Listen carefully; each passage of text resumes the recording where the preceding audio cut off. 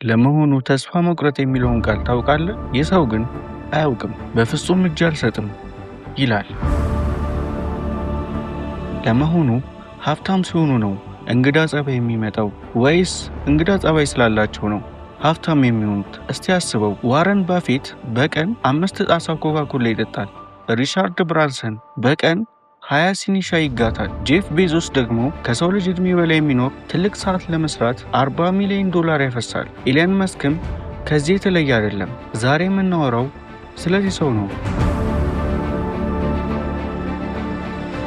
ከደቡብ አፍሪካ ፕሬቶሪያ ካለ ጨካኝ አባትና ከተሰቃየበት ቤት ተነስቶ ዛሬ የሰው ልጅን የወደፊት ዕጣ ፈንታ የተሸከመው የዘመናችን እንግዳው ትሪሊየነር ኢሎን መስክ። ነገር ግን መንገዱ ምንጣፍ የተነጠፈበት አልነበረም። በሲሊከን ቫሊ ተከራይቶት በነበረው ጠባብ ቢሮ ውስጥ ሶፋ ላይ ተኝቶ ከማደር እስከ 3 ፍቺዎች እንዲሁም በ2008 ዓ.ም ኩባንያውን ሊከስር 2 እና 3 ቀናት ብቻ እስከ መቅረቱ ድረስ ሕይወቱን በጥፍሩ የሙጥኝ ብሎ የኖረ ሰው ነው።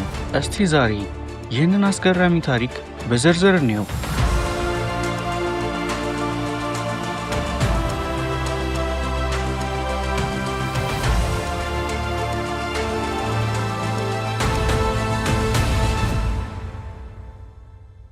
ታሪካችን የሚጀምረው እንደ አውሮፓውያን አቆጣጠር በ1970 በደቡብ አፍሪካ ፕሪቶሪያ ውስጥ ነው። በወቅቱ ኤሮን ማስክ የተባለ መሐንዲስና ሜይ ሆልደርማን የምትባል ሞዴል ሰልችቶናል፣ ብቻችንን ነን በሚል ስሜት በችኮላ ተጋቡ። በዚህ ጋብቻ ውስጥ 3 ልጆች ተወለዱ፤ ኪምባል፣ ቶስካ እና ታላቁ ኤሎን ማስክ። ሰኔ 28 ቀን በ1971 ዓ.ም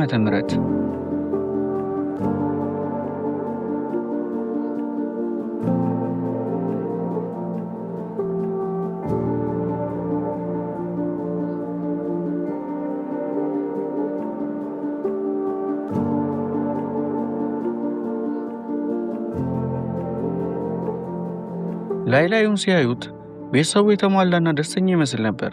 መሐንዲስ አባት፣ ሞዴል እናት፣ 3 ልጆች ምን ይጎልባቸዋል? ነገር ግን ከጀርባ ያለው እውነት ሌላ ነበር።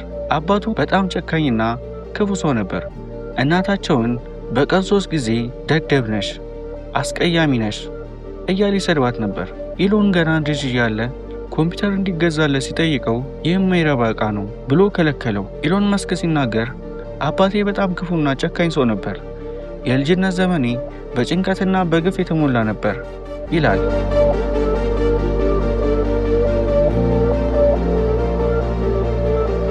ትምህርት ቤትም ቢሆን ልጆች በቡድን ሆነው ክፉኛ ይመቱትና ያሳድዱት ነበር።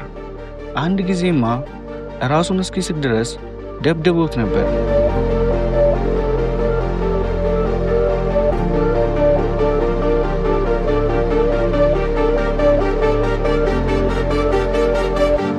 ነገር ግን እናቱ ሜይ ገና በ3 ዓመቱ ልጇ የተለየ አእምሮ እንዳለው አስተውላ ነበር። ገና በ5 እና በ6 ዓመቱ አእምሮ በአዳዲስ ሀሳቦች ይጨነቅ ነበር። ኢሎን ራሱ ሲናገር ሌሎች ሰዎች እንደኔ እንደማያስቡ ሳውቅ እብድ ነኝ እንዴ ብዬ አስብ ነበር።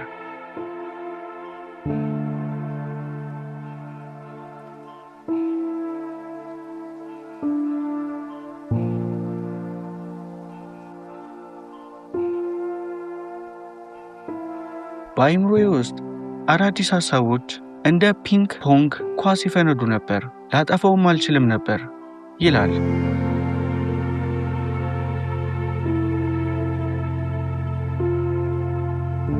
ገና በ10 ዓመቱ የቪዲዮ ጨዋታዎችን ስለሚወድ ብቻ ኮዲንግ ወይንም ፕሮግራሚንግ ራሱን አስተማረ። በ12 ዓመቱ ደግሞ ብላስተር የተሰኘ የጠፈር ቪዲዮ ጨዋታ ጽፎ ለአንድ መጽሔት በ$500 ሸጠ። የትሪሊየነርነቱን መንገድ መሰረት የተጣለው በዚያች በ$500 ነበር። የነጻነቱ ምድርና የመጀመሪያው ስኬት።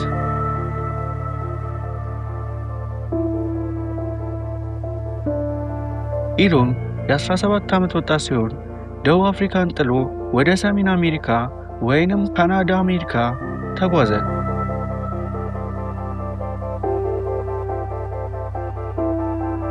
ሊቬኒያ ዩኒቨርሲቲ በኢኮኖሚክና በፊዚክስ የመጀመሪያውን ዲግሪ አገኘ።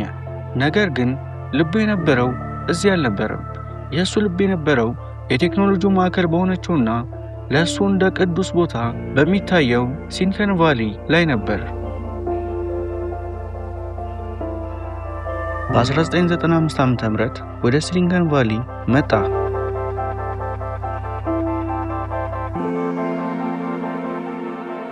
መጀመሪያ ላይ በወቅቱ ብቸኛው የኢንተርኔት ኩባንያ ወደ ነበረው ኔትስኬፕ ተቀጥሮ ለመስራት ቢያመለክትም ማንም መልስ አልሰጠውም።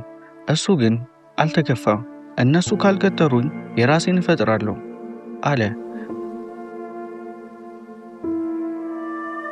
በወቅቱ የ4 ዓመት ወጣት የነበረው ኢሎን የሰው ልጅን የወደፊት ዕጣ ፈንታ የሚቀይሩ 4 ነገሮች ኢንተርኔት፣ ዘላቂ ኃይል፣ ሕይወትን ከምድር ውጪ ማድረግ፣ አርቲፊሻል ኢንተለጀንስ ወይንም ኤአይ መሆናቸውን አምኖ ነበር። እሱ ግን ገና በሕፃንነቱ በነበረው ኢንተርኔት ላይ ለመስራት ወሰነ። ከወንድሙ ከኪምባር ጋር በመሆን ዚፕቱ የተባለች ኩባንያ መሰረቱ። ይህ ሶፍትዌር የጋዜጣ ድርጅቶች ጽሑፎቻቸውን ወደ ኢንተርኔት እንዲቀይሩ የሚያግዝ ነበር። ነገር ግን በወቅቱ $100,000 የትምህርት ዕዳ ነበረበት። በጣም ደሃም ነበር። ቤትና ቢሮ በአንድ ላይ መከራየት ስላልቻለ ቢሮ ብቻ ተከራይቶ እዚያው ሶፋ ላይ ይተኛ ነበር። ገላውን የሚታጠበው በየአካባቢው ባሉ ስፖርት ማዕከላት ነበር። ኩባንያ መመስረት ማለት መስታወት እየበሉ ወደ ጥልቁ ገደል የመመልከት ያህል ከባድ ነው ይላል።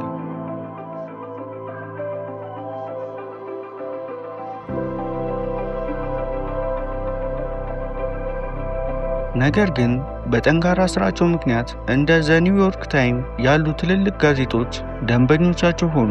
በ1999 ዓ.ም ኮምፓክ የተባለ ትልቅ ኩባንያ ዚፕቱን በ$305 ሚሊዮን ገዛው። ኢሎንም በአንድ ጀንበር $22 ሚሊዮን አግኝቶ ከድህነት ወጣ። ይህ ቻናል ምንቴ ፕላስ ይባላል። ላይክ፣ ሼር፣ ሰብስክራይብ ማድረግ እንዳይረሳ። ለየት ያሉ ታሪኮች በዚህ ቻናል የሚቀርብላችሁ ይሆናል። ይህንን ቪዲዮ ስትሰራ በጣም ለፍተን ጊዜ ወስደንና ለእናንተ ይመጠናል አይመጥን የሚሆነውን አይተን ስለሆነ እናንተም ለዚህ ድካማችን እንጠይቀው ላይክ፣ ሼር፣ ሰብስክራይብ እንድታደርጉልን ነው። ሀሳብ አስተያየታችሁን ኮሜንት ላይ ያስቀምጡልን።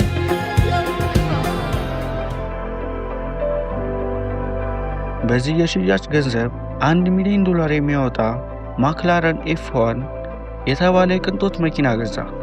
አንድ ቀን ግን ከባለ ሀብቱ ፒተር ቲል ጋር እየሄደ ሳለ መኪናው ምን ማድረግ እንደሚችል ሊያሳየው ሲሞክር ክፉኛ አደጋ አጋጠመውና መኪናዋ ተሰባበረች። ነገር ግን ኢሎን ሳይደናገጥ መኪናውን ትቶ ወደ ነበረበት ስብሰባ በሌላ መኪና ተሳፍሮ ሄደ።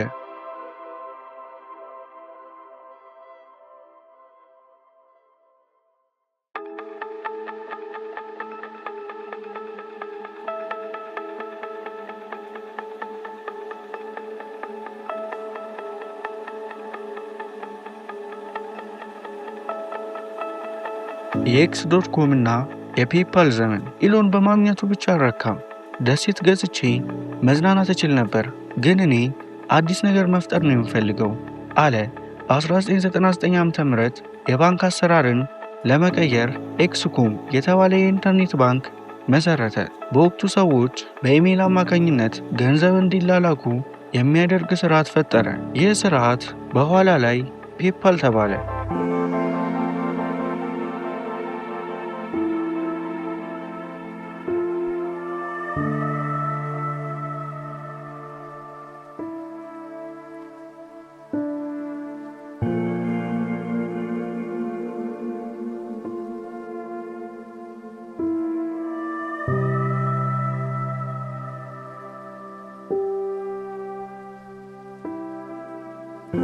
የፔፓል እድገት በጣም ፈጣን ነበር።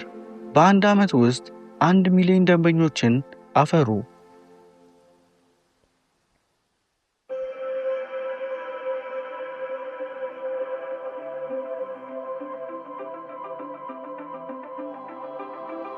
ነገር ግን በኩባንያው ውስጥ ከፍተኛ አለመግባባትን ፈጠረ። በ2000 ዓ.ም ኢሎን ማስክ ከመጀመሪያ ሚስቱ ከጃስቲን ጋር ለጫጉላ ሽርሽርና ለሥራ ስብሰባ ወደ ውጭ ሀገራት በሄዱበት ወቅት በኩባንያው የነበሩት ሌሎች የሥራ ኃላፊዎች ከጀርባው መክረው ከዋና ሥራ አስፈጻሚነት ወይንም ከሲኢኦ አባረሩት። ኢለን ቢባረርም ግንኙነቱን አላበላሸም። በ2002 ዓ.ም ኢባይ የተባለው ድርጅት ፔፓልን በ1.5 ቢሊዮን ዶላር ሲገዛው ኢለን መስክ ትልቁ ባለድርሻ ስለነበር 165 ሚሊዮን ዶላር ደረሰው። አሁንም እውነተኛው ትልቅ ባለሀብት ሆነ። ቴስላ፣ ስፔስ ኤክስ እና የ2008ቱ የሲኦል መንገድ። አሁን ኪሱ በገንዘብ የሞላው ኢሎን ወደ ቀድሞ የልጅነት ህልሙ ተመለሰ።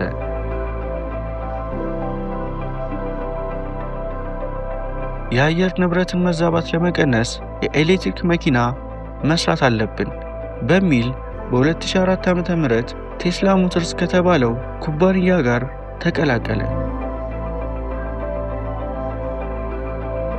ብዙዎች ኢሎን ቴስላን የጀመረው ይመስላቸዋል፣ ግን የጀመሩት ሌሎች ሁለት መሐንዲሶች ነበሩ። እሱ ግን 6.5 ሚሊዮን ዶላር አፍሶ መሪነቱን ያዘ።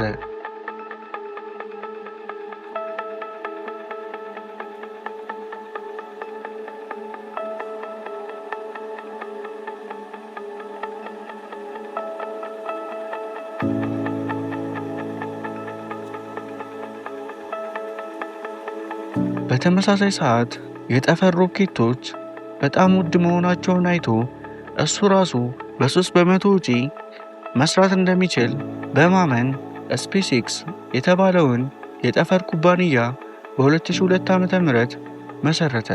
ዓላማው ሰዎችን ወደ ማርስ መውሰድ ነበር።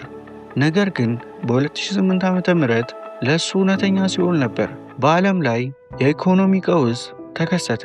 ቴስላ መኪናውን ለማምረት ተቸግሮ የነበረውም ገንዘብ አልቆ ሊከስር 2 እና 3 ቀናት ብቻ ቀርተውት ነበር።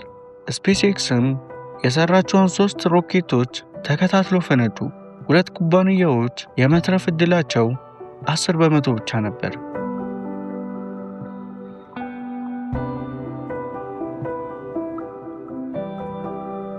በዚህ ላይ ደግሞ ከመጀመሪያው ሚስቱ ከጃስቲን ጋር ተፋቱ።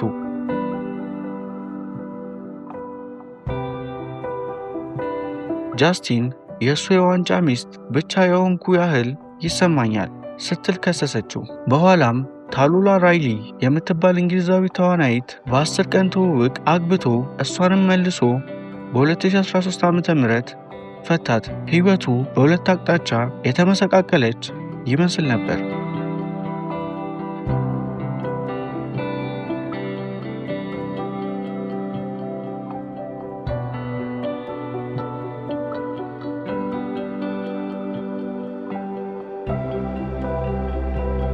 ከውድቀቱ መነሳትና የማርሱ ህልም። ነገር ግን የኢሎን መስክ ዕድል በ2013 ዓ.ም ተቀየረ። የቴስላ አክሲዮን በ450 በመቶ አደገ። ስፔስ ኤክስም ስኬታማ የሮኬት ሙከራዎችን አደረገ። በ2016 ዓ.ም የሰው ልጅን ወደ ማርስ መውሰድ ዋነኛው ዓላማ መሆኑን ይፋ አደረገ።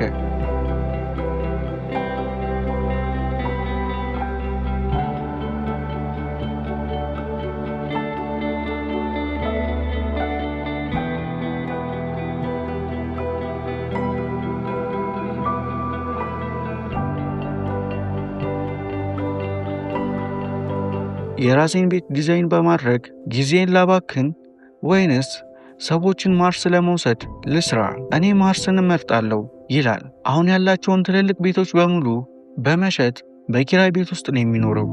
ለመሆኑ በዚህ ምድር ላይ ለውጥ ለማምጣት የግድ ከተደላደለና ከሀብታም ቤተሰብ መወለድ ያስፈልጋል? የህብረተሰቡን ህግጋት ሙሉ በሙሉ መከተል ግድ ነው? ኢሎን ማስክ አይደለም ይለናል። ከደቡብ አፍሪካ ጨካኝ ቤተሰብ ተነስቶ ዓለምን የሚቀይር መሐንዲስና የሰው ልጅን የወደፊት ህልም የሚያለመልም ሰው መሆን እንደሚቻል በተግባር አሳይቷል። ዛሬ ምናልባት ይህንን ታሪክ የምታዳምጠው ራሷን በምትነዳ የኤሌክትሪክ መኪና ውስጥ ሆነ ሊሆን ይችላል። ወይንም ደግሞ ወደፊት የሰው ልጅ ማርስ ላይ ሲደርስ ይህንን ታሪክ ታስታውሰው ይሆናል። ይህ ሁሉ የተጀመረው ግን ዓለምን የተሻለ ለማድረግ በፈለገ አእምሮ በአዳዲስ ሀሳቦች በፈነዳ አንድ ተራ የሰው ልጅ ነው። እሱም ኢሎን ማስክ ይባላል።